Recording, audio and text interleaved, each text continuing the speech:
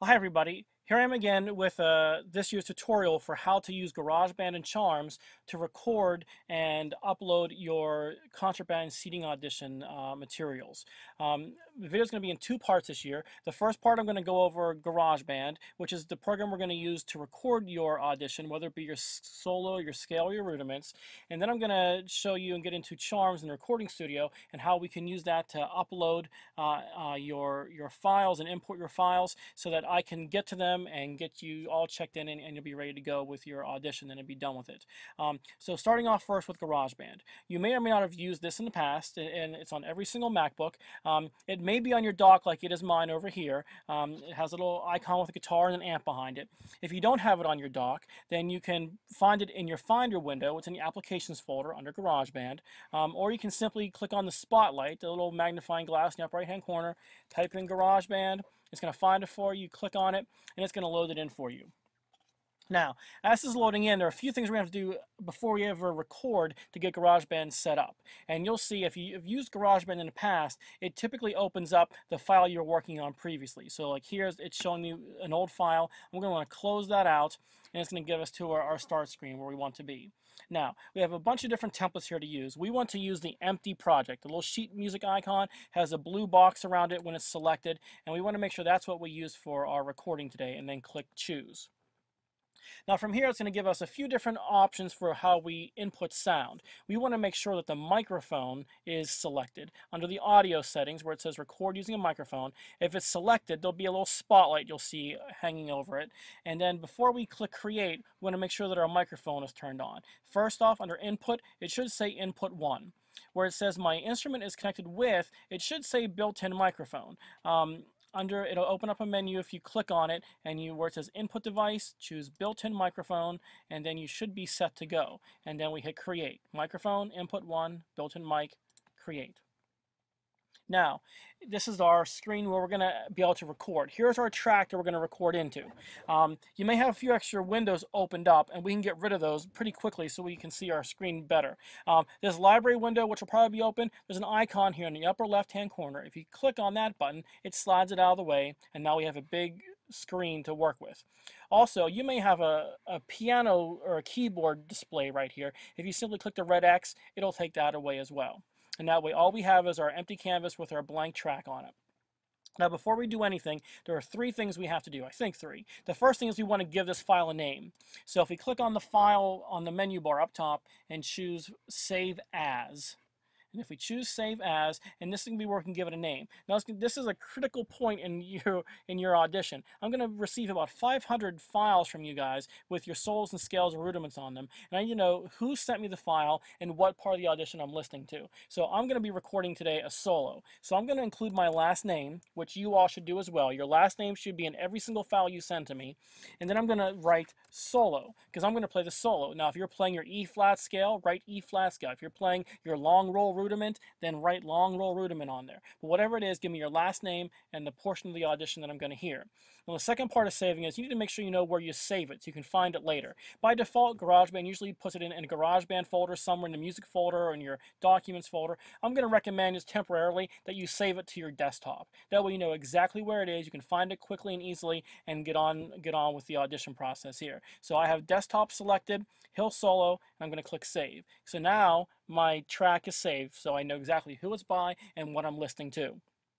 All right, so two last things before we record now. The first thing is we need to check our recording level here. If your microphone is turned on correctly, you should see this green bar jumping up and down. Sometimes maybe it gets yellow or red. We want it so that when you play, that bar should only ever be in the green. It should never really touch the yellow or get into the red. If it does, it's going to start clipping your sound and giving me a distorted feedback, and it's not going to be a real good idea of what you sound like. So we need to adjust this because your instrument's going to be pretty loud. In fact, when you record, you're probably going to want to play a little bit away from your MacBook. You're also going to want to probably play facing away from your MacBook. So I would not play like bell front right into the screen. I kind of play off to the side to adjust your volume level a little bit because it's the microphone, is going to need some help to not be overpowered. So to check this recording level, we need to click a few buttons here. The first button is on the top four here, and the left-hand side, there's a button here that says Smart Controls. Looks like a knob. If we click that button, it opens up a screen down below. And from there, you want to click on the far left-hand button. There's a little lowercase I in a button. And if we click that, you'll see things that says recording settings. If yours looks like this, simply click the drop-down arrow and it opens it up. Now this slider right here, our record level, is going to be where we can adjust our input. Right now, as I talk to you pretty normal, you'll see that it's just barely touching yellow. This is a pretty good recording level for voice. However, I know when I play an instrument, it's going to be way louder. So I'm probably going to want to pull this back quite a bit. And then I'm going to suggest that you just give it a practice. Play your instrument, watch the green bar up here work, and then if it's getting to red, keep adjusting your recording level. If that's not enough, then move away from the computer more. If that's not enough, turn away from the computer and play. But you need to kind of give it a test drive to get the right recording level. Otherwise, it's going to be too loud, and again, it's going to distort your sound. I'm going to also encourage you not to select automatic level control, which makes sense. You think, well, that makes sense. It'll do that by itself. But what it does then, it often compensates and overcompensates, and you get a loud and a soft, and it kind of jumps up and down. So I'd encourage you just to leave it alone and just do it manually right here. Make sure it says under input, again, the built-in microphone number 1, and where it says monitoring, leave that off. If it's lit up yellow like this, turn it off, because the monitor it lets you hear yourself back to the speakers, and it's going to create feedback, and it's going to get that real high-pitched whistle and screaming sound, and it's not real pleasant, and we don't want to hear that. So leave the monitor off, leave your input as is, no automatic level control, record levels here. Now you can leave this open the whole time while you play, so you can kind of adjust as you go, or you can simply click it and close it out and have a big screen again. So the last thing now we have to do, now we have recording level set and the title and whatnot saved, is to adjust our metronome and our count in. Over here you'll see there are 4 buttons. There are 2 on the end. This one is the metronome button right here. It has a little old-fashioned metronome on it, and if I click it, and if the whole button turns purple, it means the metronome is on. And we do not want that. We want it to be off, so grayed out, because the metronome gives us a click in the background, which we don't need a click. It will do just fine without it. Next to that are the sequence numbers 1, 2, 3, 4. This is the count in. This is where it gives you the 1, 2, ready, go, so you know when to start recording, so you're not starting cold. You want to make sure this is lit up purple. Like here it's off, now it's on. You want it to be purple so it's on. So when I hit record over here, it'll count down beep, beep, beep, beep, and off we go. So now that I have all this set up, I'm ready to start recording. I'm going to play my little shaker here for a little solo for everybody as an example of how to record on here. So I have the track selected, level set, ready to go. I hit the record button.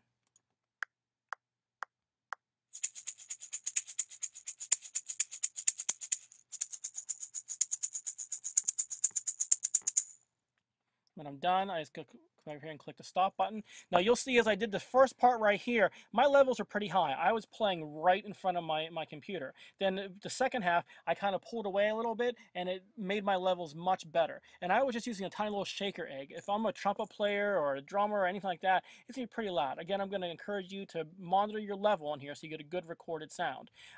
Once you have it done, you can go back and you can listen to it.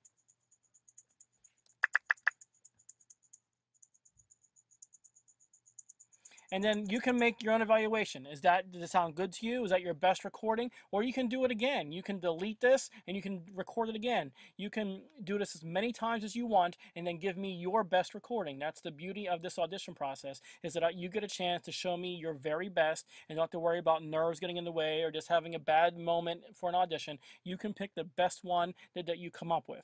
So I'm going to say that this recording that I made is what I want to submit. This is just what I want, and I think it's not going to get any better than this, so I'm going to want to keep it. The first thing I'm going to do is come to the File menu, and I'm going to save it one more time, just so I have it saved. Now, to prepare it to be imported into Charms, I need to make sure that I export it in the right format. And to export a sound file in GarageBand, we're going to go under the Share menu up here at the very top. And there are going to be several different options here. And I'm going to have you select the option that says Export Song to Disk. It's at the very bottom of the menu. And if I click on that, it's going to open up another screen.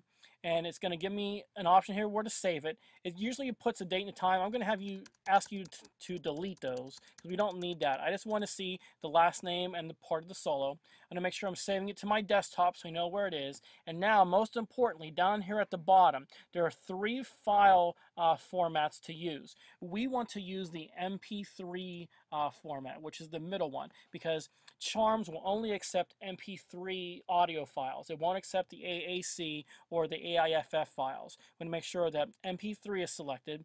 We have our file name and whatnot right here. Save to the desktop and hit export. It's going to do a quick mix down and then it sends it out. Now if I minimize this, I should see, here's the MP3 file on my desktop. This is your GarageBand version of it in case you want to go back in and edit again later. But this is the file that I'm going to use in Charms now to import. All right, this brings us to the second part of what we need to do, and that is upload our files to Charms. Now I'm going to assume that you guys have a basic knowledge of how to get into Charms since we've been doing it already for most of the year. So I'm not going to go over that in any great detail. If you have any trouble getting into Charms, you can come see me and I can help you, especially if you forget your password or whatever. Everyone should have been to Charms by now, so I hope this is not that big of a deal. So to get to Charms, you got to open up your browser. Whatever browser you use is fine. I'm going to use Firefox. And it takes us to, we need to punch in charmsoffice.com is the web address, and then once you get here on the upper right hand corner under enter login, we're going to choose parent and student members. So I'm going to let you see just what it'll look like for you. You're going to punch in the school code, and again the school code is Lewisburg HS. Please note that it has to be a capital L and a capital HS as it is case sensitive, and then we enter Charms. And this puts in where we need to log in for yourself, and hopefully you'll remember your password and you'll type that in and click enter, and this takes us to our main menu. Now for those of you who used the recording studio last year for auditions, it's all the same spot and all that, but for those of you who have not used the recording studio in Charms, you need to scroll down to the bottom of the main menu, and there's an icon with a microphone that says recording studio, and we'll click that option. Now it may take a moment or two to load in. And now when we get to this spot, mine loads in just fine. I got a feeling yours may not. It's run off an application called Java, and it often needs to be up to date with the most recent version, and you cannot always update and install things in your computers. So if you go in and you get this, great. If you can follow these instructions about do I have Java and all that kind of stuff, and you can make it work for yourself, then perfect. This is actually, you can record your solo directly into the recording studio here and not use GarageBand at all, which is the easier way to go about it. But I know for a lot of you, you don't have access to this recording studio. If you do, just real quick, just like in GarageBand, you need to check your microphone levels here and adjust, do some playing and check your levels here. And then you come over here where it says select assignment and or accompaniment, and if you click on this, I've pre-loaded all of your requirements for this year's seating auditions. You'll see percussion, major scale 1 to solo. So if I'm going to record my solo here, I would click this as my option, and then once at my mic level, I click record and I record it in. It'll automatically save it under your name under the right assignment heading, so when I go into Charms, I'll find it automatically, and there's no worrying about having to name files or anything like that. It takes care of it all for yourself, which is really nice. But again, I'm not sure this will work for you. If it does, use this. If it doesn't, you have to use GarageBand and then upload it into Charms, which is what I'm going to show you next. So to upload into Charms, if the recording studio does not work for you, next where it says record your own audio file, you'll see that it says upload existing MP3 file, and that's where we're going to go. By the way, there are some instructions you can click on here. If you click, it'll open up a PDF, and it gives you what's called the Recording Studio Help, and it'll give you some information here of what you can do to update and if it works for you, and then to use Recording Studio. You're welcome to go over that and give it a shot if you want. But otherwise, again, we're going to click on this upload existing MP3 file. And when I click on this tab, you'll see, just like attaching something to an email, you have to click where it says browse. And this is where you go back and then you'll look for your file that you just recorded. So again, we saved it on the desktop. And there it is, my MP3 file, Hill Solo. So I'm going to click on it. And it's going to put in there, it says comments teacher. Now, there are really no comments you need to make to me unless you really want to say hi, but you don't have to waste your time with that. I get it. But it might be helpful here just to put in, like, this is my solo, or this is my E-flat scale, just so it's a double check so I know what I'm seeing when you upload it, when I go into Charms to see it. So I have this attached, I click upload, it's going to think for a second, and it's going to post it onto Charms, and it takes a moment for it to happen. And then when it'll go back to this original recording studio screen, and if you scroll the whole way to the bottom, you'll see if you actually got it loaded in. Now, those who did stuff last year, you're probably going to see last year's stuff on here, the 2013-14 school year stuff. We're looking to 14-15. There's my new solo All right. If it didn't work or that's not what you want, you can red exit and delete it and take it and get rid of it. Or you can click on it and I think somewhere it might actually play it. But either way, it's on there. I can get to it now, and that's what we need. There, now it's playing. Lovely. All right, so that pretty much wraps up all you have to do. Now, you'll need to do this 4 more times to complete your audition. You'll need to go back into GarageBand and record your solo as a separate file, and then your 4 scales all as separate files. Do not put them all in one long file for me. I want every file to be a separate assignment. 1 scale per file, 1 solo per file, 1 rudiment per file. Save it onto your desktop like we did in GarageBand here. Go into Charms, Recording Studio, upload existing MP3 file, upload it, and again, it should appear for you at the bottom of the screen. And then I'll be able to see it eventually when I log in, and I can see what you have done. If you have any questions about how to do this, we can see me during Flex, you can see me during Dragon Lair, you have a study hall, during a lesson we can go over this kind of stuff. And whenever you drop me an email if you have any problems, like if you decide you want to record this over break, you come into an issue, drop me an email. I'll do my best to help you out and get it taken care of. So I wish you all the best of luck. I can't wait to hear about 500 files of you all playing scales and 76 trombones. And with that, good luck and see you later.